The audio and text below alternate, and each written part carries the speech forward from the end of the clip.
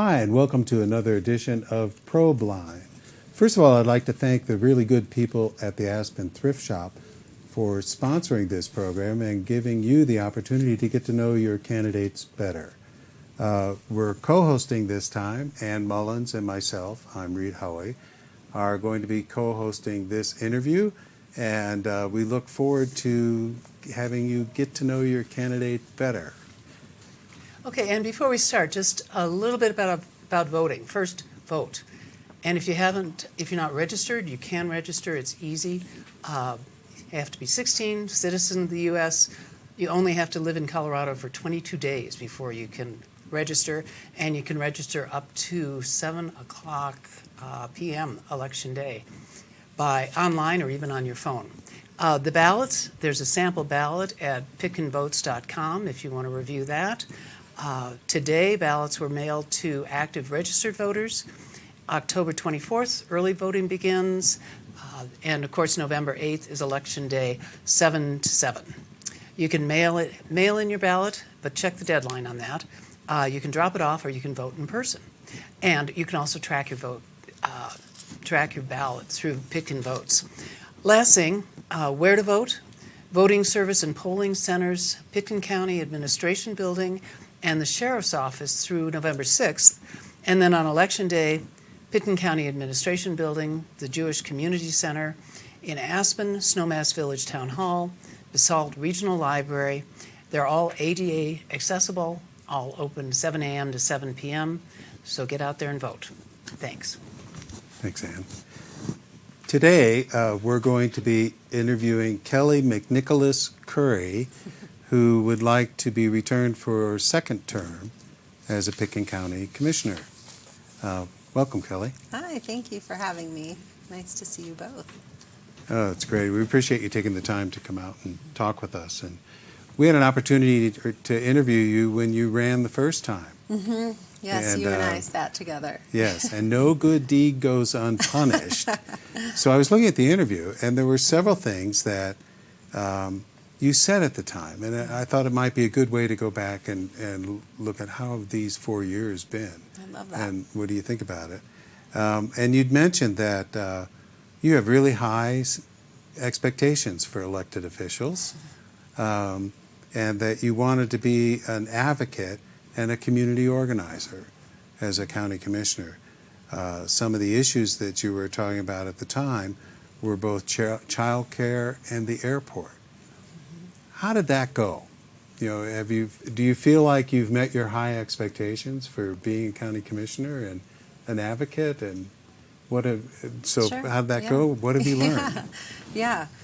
Well, I've learned a lot over the last 4 years. I think coming out of the pandemic, which was a challenging time to lead with just so much unknown and fear, I'd say I really personally learned to just have a lot of grace and give a lot of benefit of the doubt because it was a really hard time. People were very stressed out.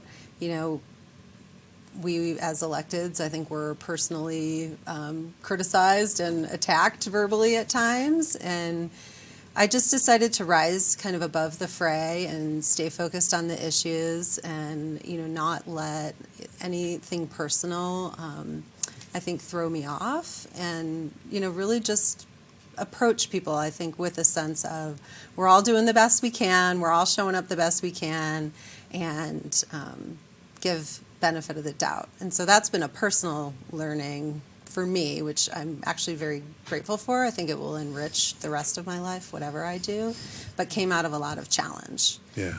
As far as, you know, continuing to be an advocate and a community organizer, I do think I've had success in that realm. How so?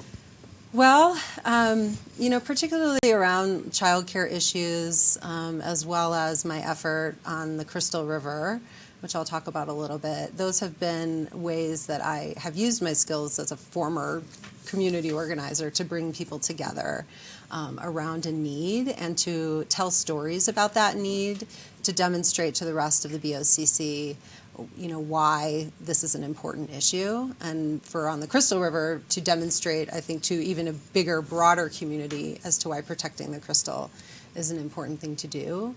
And so on childcare, I think that advocacy and my ability to share my personal stories as just one direct way for other electeds to connect with the childcare problems in our community helped relay the need and just demonstrate and illustrate how we don't have as much accessible, affordable childcare as the community really needs, and how that directly supports our workforce. And so very early on in office, one of the things I advocated for was for the county to adopt a paid parental leave policy. And, I had experienced, because I worked for the county, what their former policy was, which, creates hardship for families who are only able to get 60% of pay at a time when they have high expenses from delivering a child and welcoming a new child into the house, and are not otherwise generally capable of supplementing that income during a time when really you should be focused on raising that brand new infant, in my opinion. And so I advocated for the county to adopt a paid parental leave program, and also illustrated why 12 weeks is better than 8 weeks, because of the science that shows where children are at developmentally. To send parents back to work at 8 weeks when that's actually a really difficult time in infancy isn't supporting families the best that we could. And so the board was compelled, and they approved that. And so that is, one of the best benefits for families, I think, by one of the biggest employers in the Valley. So I'm really proud of that. And then, as we were receiving federal COVID stimulus funding, we had two kind of tranches of funding. The CARES Act funding was the first, and then the American Rescue Plan funding was the second. And the CARES Act funding, you had to really lobby and tell your story as to why you needed that funding. The state controlled it, and they decided how it was going to be doled out. So I really advocated on behalf of the community, that we needed that funding, and we needed it to come down to help pay for our testing and help pay for, our contact tracing programs and the other infrastructure that we set up for public health. And that was how I was, I think, a strong advocate. The ARPA funding the American Rescue Plan funding, it was just given to us there's very few strings attached. And so, I argued at our board that this was a great opportunity for us to use this funding to bolster childcare. And that is what we've decided to do. So, the BOCC has allocated $2 million, and we've hired staff who went out and interviewed and has met with child care providers to find out what they need. And this is very flexible funding. So I'm really proud that we've decided to give this to the child care providers so that they can help deal with inflation pressures, housing pressures, hiring retention, because all of that contributes to the ability to provide high quality child care in the community. Do you think that'll expand childcare? Well, it could expand in the sense that the number of teachers they have really limits the amount of classrooms that can be opened and the amount of children that can be accepted into a classroom. And so I'm hopeful for that. Really right now the effort is to stop the bleed, because childcare workers have been leaving and finding other work. So that's the first goal. Yeah, well, that makes sense. Yeah. And early on you were thinking the issue of childcare could be incorporated into the land use code. Mm-hmm. Has there been some movement on that? Well, we've realized that what we thought was the problem is not currently the problem. So we thought the problem was infrastructure and actual just space for being able to open classrooms for children.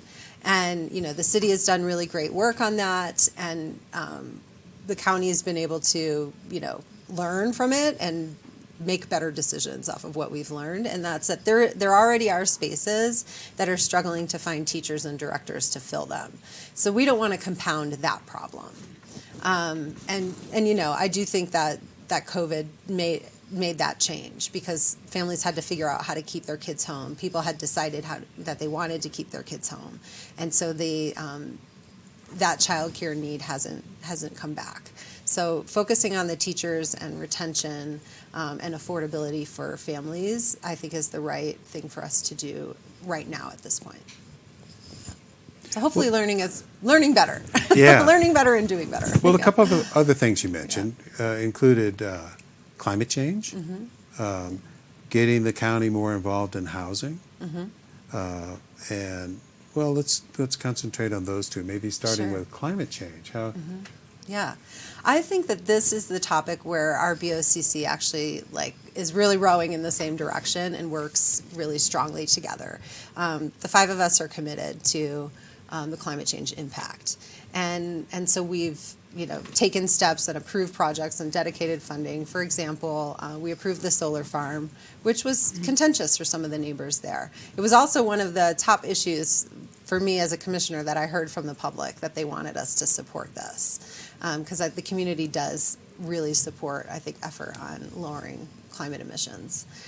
We also are in the midst of designing and funding what's called a microgrid project. So after the Lake Christine fire, we saw just how vulnerable the community was, that almost our whole power source was lost to the fire up to the Upper Valley.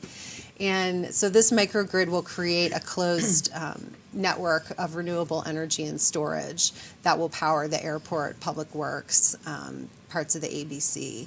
And so that would be a really resilient resource in a time of that type of crisis. And so we've supported that. That's in design. Pitkin County's greatest climate impact is our residential buildings. And so what we have done is created kind of a mission and vision about how we want to adopt land use code changes to meet our climate emissions reduction goals. And what is the goal? Yeah, so the goal is 90% by 2050, and 37% of Pitkin's emissions are from residential buildings. So what we started to do 2 years ago, which I was really strongly in support of at that time, was we had created a community committee to look at the land use code and to look at the information that we had about what was generating. And the bigger the houses, the more climate emissions. And there was sort of a clear, 7,000 feet and above, there was a really sharp increase in that. And then additional contributions as far as, vehicle miles traveled and the emissions related to that for homes that are being serviced, So at that time, we created this committee, and they brought recommendations to us, and there was an outcry from the business community. And our board was not prepared to make any adjustments at that time without further information. I was a little disconcerted by that because we'd had a community group working on it. Everyone had been invited to be part of that and elected not to be. And, this is the crisis of the now. So now we've lost 2 years. We've built an additional 700,000 square feet of residential development, whether it's new homes or redevelopments or scrape and replace. And all of that has climate impacts. But now we're at a place, we've made a better committee. I think we've appointed a really, really smart and talented group who are continuing to wrestle with these issues while also looking at what's the economic impact of how land use code changes might affect, our economy of the Upper Valley. So we're waiting for those, and those are due to come to us next year. So I would love to be on the board to continue this work, and because I've been a strong champion of it, and hear what those recommendations are, and then move through the land use code amendment process to put them into place, because that's how, that's one of the big ways that we're going to really ratchet down on climate change impact from Pitkin County. Well, then my final question is about housing. Yes. You were wanting to get the county more involved Yes. in housing, and has the needle moved on that? It has moved a little bit. It's the funny, I don't know, it's not funny, haha, but the conundrum about housing, I guess, is I do a ton of work on housing, and it feels like you do no work on housing until you actually deliver some units. And that doesn't always have to be new built units. I think there's a lot of really compelling tools that we can use to convert units or help with first-time home buyer loans, things like that. So where I think the needle has moved is, I had been a strong advocate for getting dedicated staff. So for the first time ever, Pitkin County has a dedicated staff person working on housing. And to me, that's important because if you were going to set something as a priority, you need to have people who are working on it. So I feel good about that. And then after some community work during the pandemic, one of the biggest recommendation that came out of that was the need for more work on housing. And so the county has been a central creator of a new regional housing coalition. It's called the West Mountain Regional Housing Coalition, I believe. And it's with governments from Aspen all the way down to Parachute, acknowledging the regional nature of our workforce and how and where people live, and the need for, I think, more of a flexible approach. And so they have created a housing policy program that really is a no-build approach right now. It is, how do we support people with down payment or rent assistance, or they being the county coalition. Or the coalition? Yeah, and the county being a formulating member. Okay. And the reason that we wanted to do that was because there's all of this federal stimulus money at the state that the state allocated, $450 million to housing solutions. And we wanted to poise ourselves to be in a position to be able to apply for that for some of our programs. And so a lot of the advocacy I've done has also been at the state level, talking to our legislators to make them realize and understand how mountain communities are different from the Front Range, how our affordable housing programs look different than those on the Front Range, and to structure them in a way where they will be something we can apply and qualify for. So I do feel good about that. Those have been very successful conversations, and again, until we actually get the grants and move projects forward, then I'll count that as a real success. But these are the steps that lay the groundwork for all of this. And then in addition to that, at our retreat, our BOCC retreat this year, I really heavily advocated for the board to consider a more permanent revenue source for funding, because the county does not have one. We have our mitigation fees that we collect, and we take general fund money. So in times where our general fund is doing well, we can allocate more towards housing. Obviously, in times that are not, we're not going to cut sheriff's budgets or road and bridge for housing. And so, we did not have consensus on that. And at the time, I thought it was important that we try to build consensus on our board if we were going to go for any kind of tax question or anything like that. And all of those details are yet to be determined. The board has committed to putting together a policy about how any revenue would be spent. And I think if we can agree on that policy, then we can agree on pursuing a revenue source. And so I keep pushing that conversation along. And then I've also advocated for, and our board has agreed to partner on some projects. So we're talking to the Forest Service about the land that they own on 8th Street, along with other partners. I think City of Aspen and others are at the table for that. And then Eagle County and Pitkin County had a first right of refusal on Forest Service land in the Mid-Valley. And and so we're talking with Eagle County and the Forest Service about potential housing there. And Eagle County has done a study that indicated that some low-density senior housing would be, something that the community would support. So I think we'll start there in our conversations about whether to pursue. And I like the idea of senior housing because I really think the county, more than other governments, is in a really great position to create a whole spectrum of housing, because we work on homelessness solutions, because we work with seniors. We can create a whole spectrum of housing that can more efficiently move. People can move along as their life circumstances require. And I think if we have a nice senior housing option, it could take pressure off workforce housing, because those who are retiring will have a different place that's designed more suitably for that stage in life. So. Yeah, and I can talk forever about housing if you'd like me to. Well, I'd like to jump in on some more specific issues, but Sure. kind of a follow-up to what Reid has brought up. With the climate action, what internal programs is the BOCC putting together to track this, such as benchmarking or updating the building code, that are very specific, Sure. on-the-ground Yeah. efforts that will bring direct results. Yeah. So we did update our building code to actually have really strong. It uses a HERS standard, but as close to net zero on site as possible for residential construction, and so we adopted that in 2020. Like early 2020. And that was the result of a different working group that really focused on the energy and building codes. And so this has allowed people to design buildings differently than we said in the past. Like ordinarily we would have told, in the past we've said your building has to be oriented this way. Now we've said we want your building to be oriented to maximize solar gain. So you can put solar panels on your roofs, and have really created sort of disincentives for using gas, because all of that requires additional mitigation.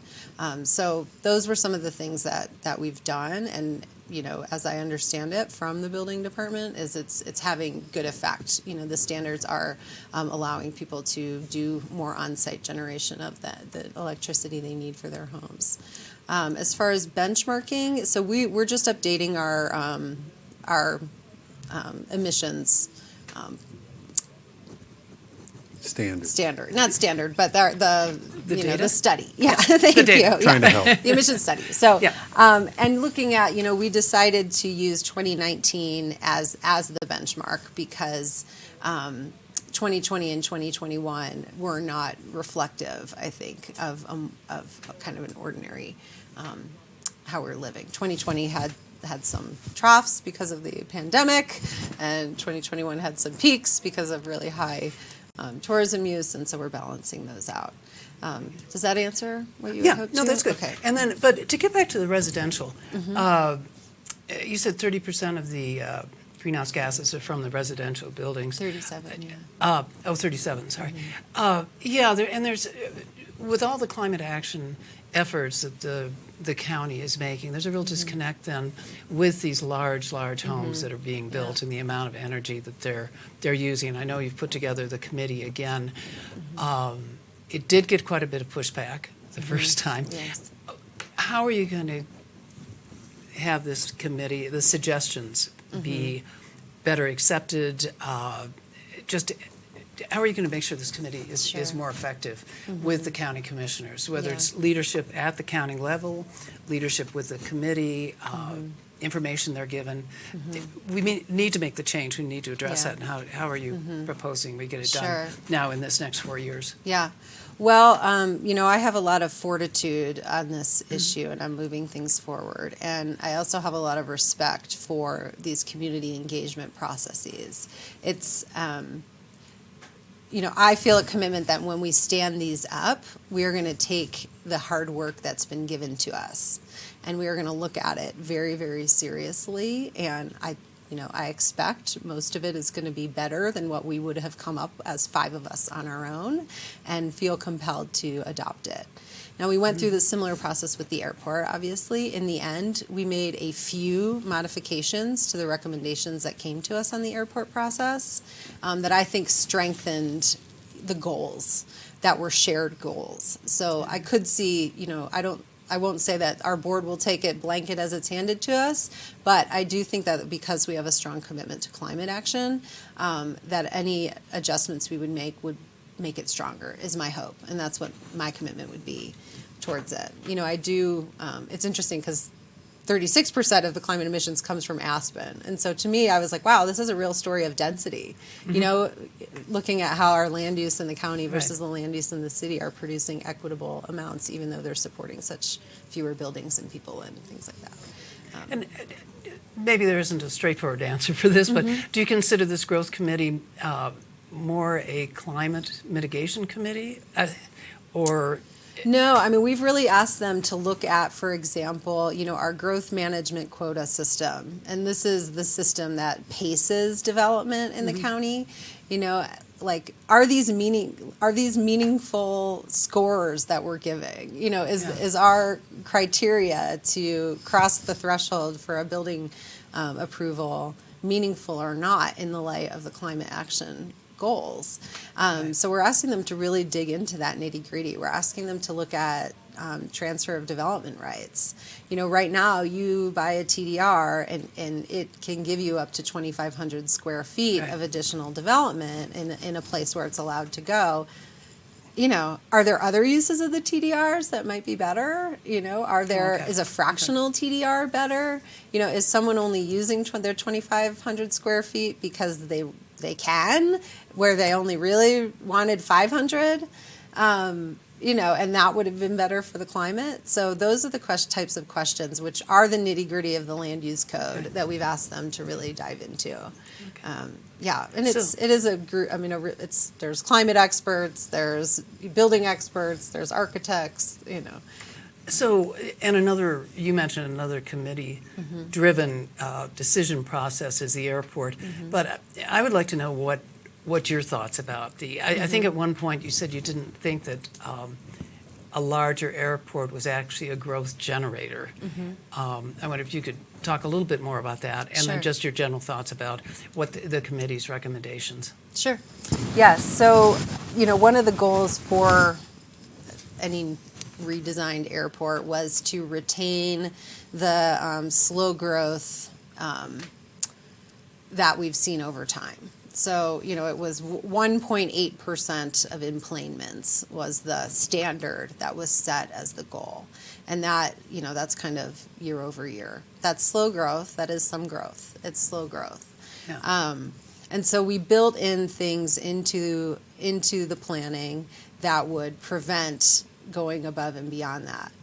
All of this is a little bit of like chess, right? Like we have to, there are some questions that could undermine what we've committed to, and we'll have to rethink the whole thing. For example, which planes are going to fly into Aspen in the future, in the next 25 years, right? So some of the things we did for that were in the terminal design. If a larger plane that could bring 110 passengers instead of 75 passengers was to land in Aspen, we don't want all the gates to accommodate 110 airplanes. We want some of the gates to accommodate the smaller planes and some of the gates to be able to accommodate the larger planes, but you would have fewer gates available if you have more planes in. So that's what the design feature that would cap the total number, right? Because instead of you get a plane with 110 passengers, it's essentially going to take up space of 2 gates. So that's going to preclude another plane with another 75 from landing. Yeah. So these were some of the design things about like, okay, can we make this work here and make it realistic on the ground? So that's, I've really come.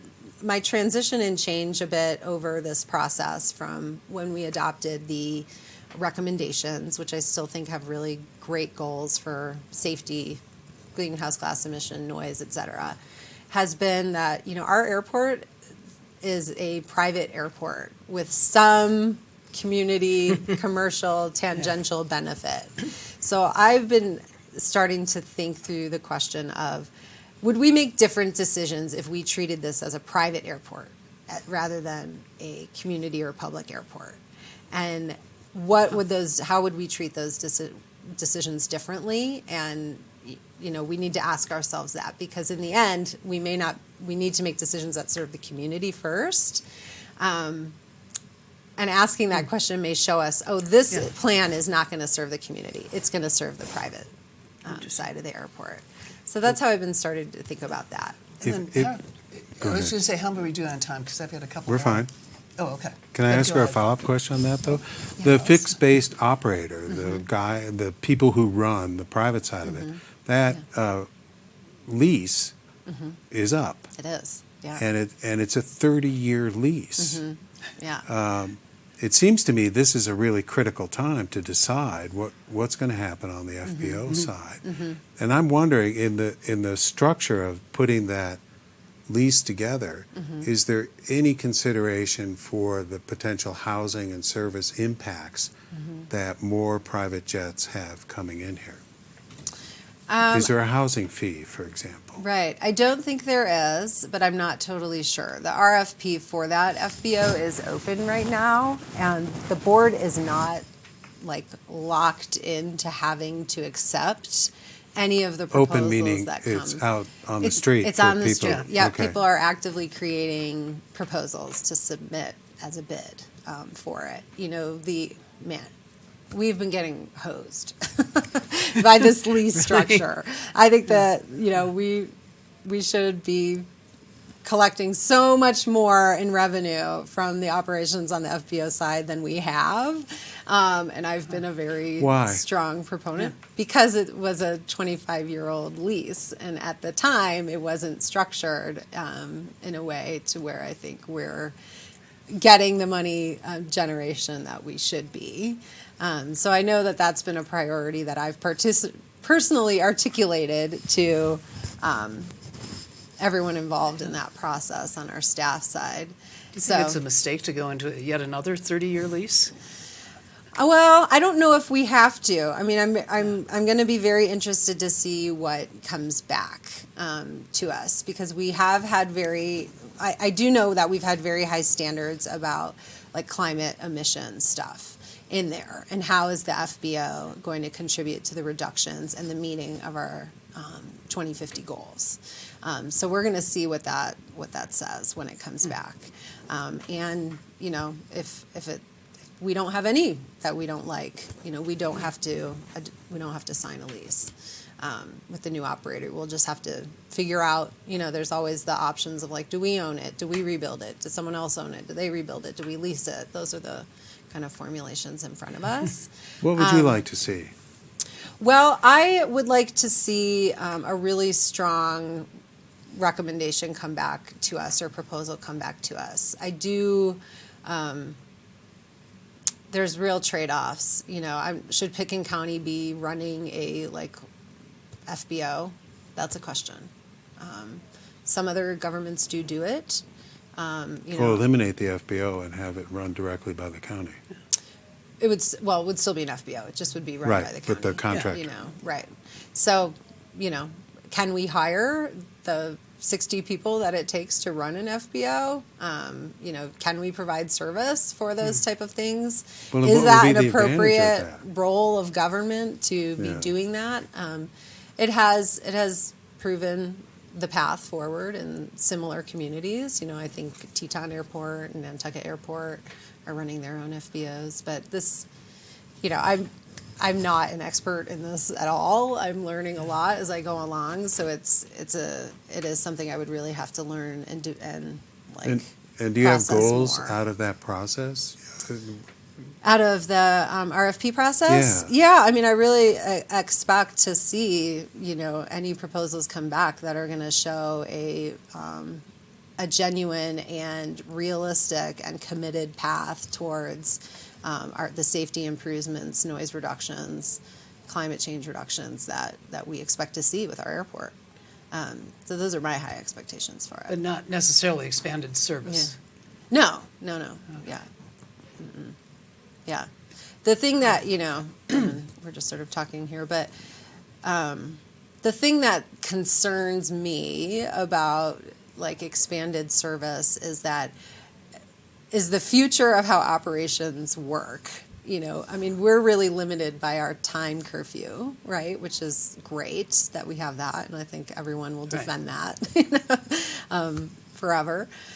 But if planes don't have to take off every 30 seconds, if they can take off every 15 seconds, because of the way they fly or the technologies they have to go vertically. And, that's the stuff where I'm like, gosh, those are the things that could really impact our operations that we don't have control over structurally or design-wise. And so that's the kind of stuff that I'm thinking about in And the something future. more specific, there is federal money available, but what is the timeline to be able to utilize that money? For airports, I'm not totally sure. When we decided to go back out to the community to do our recent visioning process, because the community balked, right? The plan that came out of 2018 was a lot more people and, a lot noisier, dirtier planes. The community rightfully balked. So we went back and said, let's do it better. That does not bring those, that those are not our goals. And we fell out of line for okay. funding, federal funding for airports. So it's a But it's bit an of annual getting back process. into, yeah. But there's no schedule now, or is there a schedule for All we coming have to a right now decision? is we've received federal grants for planning on the airport. So Okay. related to like the terminal, the air traffic control tower, those kind of things. Well, another Yeah. transportation subject. There's been a lot of talk, especially at the city, about the entrance to Aspen. How do you Yeah. think the county should be engaging Yeah. with that process? I absolutely think the county should be engaged. I don't fully know all of the history, but in the history, the county has taken so many votes on this. It's clear Yeah. that the county has a role here to play. I think that the elected officials transportation committee, which is Snowmass, Aspen, and Pitkin, should be the forum for that. And I'm going to be pushing that at our meeting next 2 weeks on it. That group the funding is limited towards transit, which there is a transit component to like the record of decision, but it's a forum for us to be having serious conversations. And we are in the null decision right now, right? The do nothing decision is where we live right now. And I think in terms of like an evacuation, it's just horrifying, and we can't continue to do nothing. I think we need to have fortitude and make the 10 and 20-year decisions. I don't support a plan that's just going to bring more lanes of traffic straight into Aspen. That's not something I'm ever going to support on that. Well, let's jump to something very Yeah. different. Yeah. You mentioned your work on the Crystal River, and you've said in the past how important protection of public lands is to you. So what other things have you done, and what will you be doing the next 4 years if you're elected? Sure. The Crystal River, there's been a long effort over there by the folks who love and cherish the crystal to protect it. And citizens came to us last year and said, we want to revive this effort to have the crystal declared a wild and scenic river. And that's an act of Congress. And, I've long committed to protecting our natural resources, and I have a background in having done so in my career.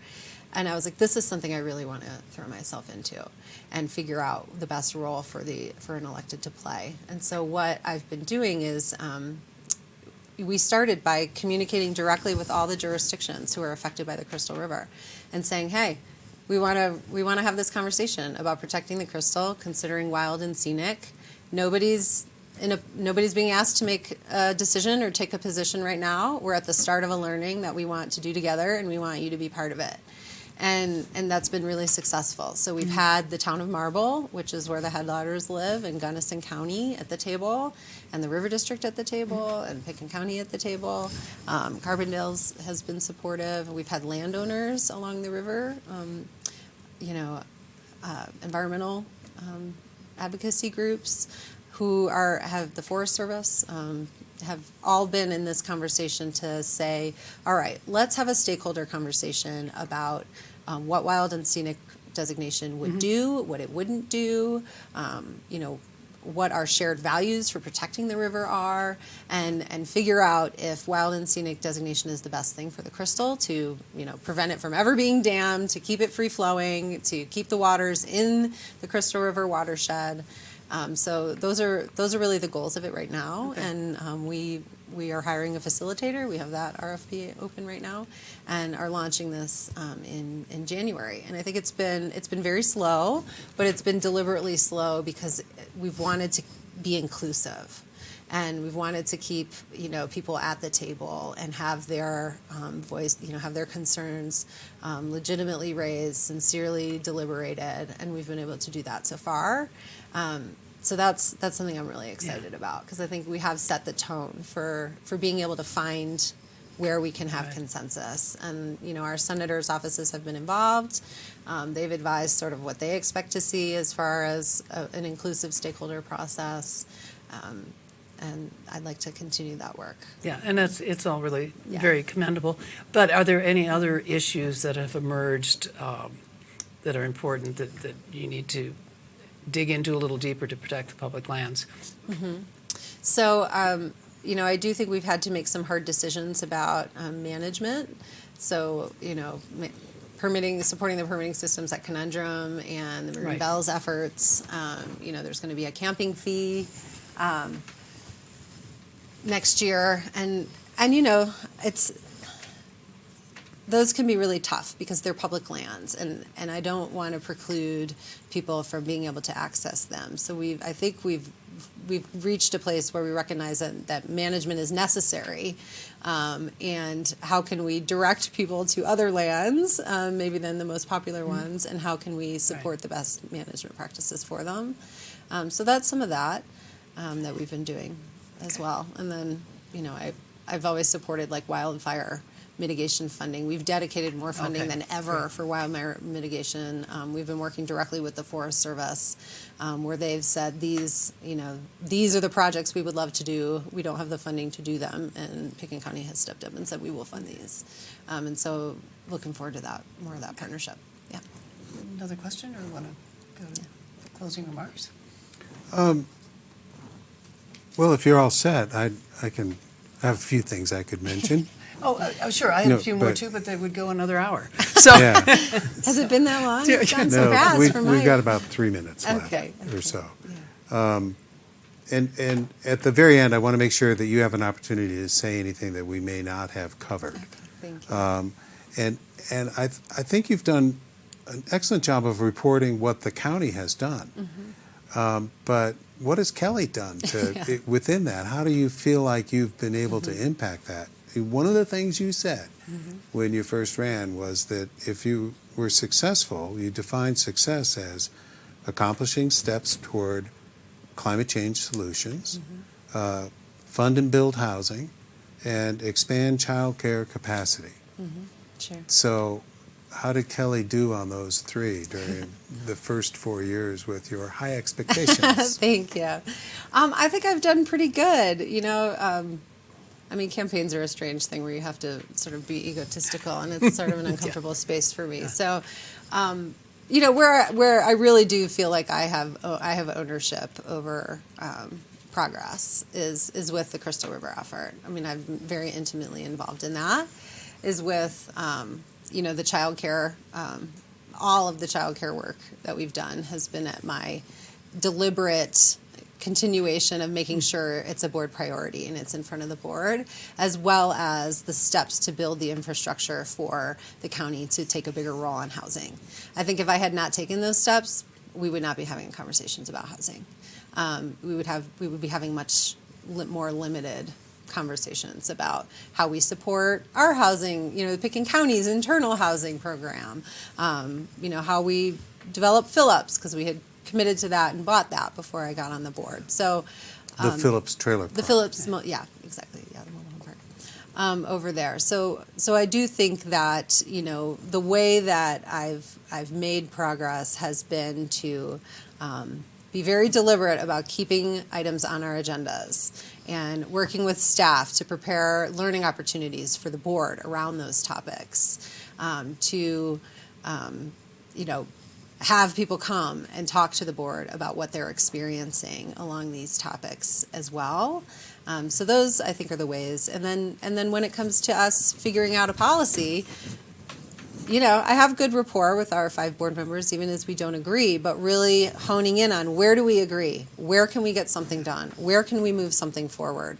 And focusing on those, I think, real opportunities and putting them into place. So that's how I see how I function on that. Things go slower than you think they're going to, don't they? Yeah. It takes a It while does. for the 5 cats in the bag to figure out what they want to do and then get the support to do it. Yeah. But there's a point where it really requires one to push through. It does. And And have I've you- learned that. I was challenged on this whole housing funding conversation that, consensus is not always the goal. You're a board of 5. It's a democracy. You need 3 votes, not 5. And, Correct. people Yeah. challenged me on that, to really think through about when is consensus important and when is it holding Right. back community solutions that we need. So I've grown in that way too. That's great. Yeah. Anything else you want to add in our 1 minute that's left? Yeah. Well, thanks for the opportunity. I mean, this is my home. I cherish this place. We live in an extraordinarily wonderful community, yet we still have very real problems to solve. And I'm a very committed and focused person to work on these solutions. And I do have irons in the fire that I think are really meaningful for the community that merit another 4 years to make progress on them. Thanks. Thank you. Thank you so much. Yeah, Ann, such anything? a delight. Yeah. No, I've learned a bunch. Good. Thank you very Yeah, much. cheers. Thank you. Thanks, Kelly. This concludes another episode of Probeline. We hope that it helped you learn more about Kelly, who would like to represent you in their second term. Please get out and vote. And thank you very much to the good folks at the Aspen Thrift Shop for making this possible. Yep. Thank you.